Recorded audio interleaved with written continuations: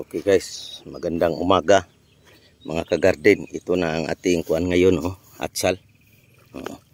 Tingnan mo. Ito na, napakalaki. Sa ilalim lang ang bunga. Sa ilalim. So ngayon, naglinis tayo dito. Ito. Tanggalin natin yan para walang damo. Para hindi kadapo yung mga peste.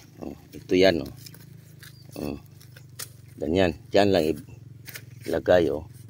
Matayan kasi sa plastic yan. Ito sila ni. Ganyan. Madali lang ito. Ito si Gigi. Diyan lang ilagay ang kuwan. Ang mga damo. Ito na.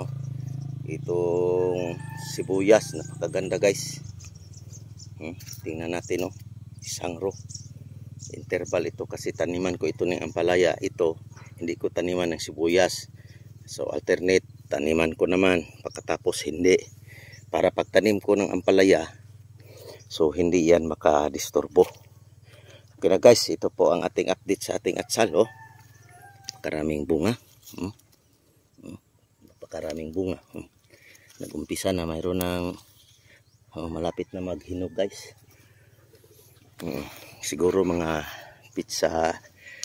Napakaraming bunga guys.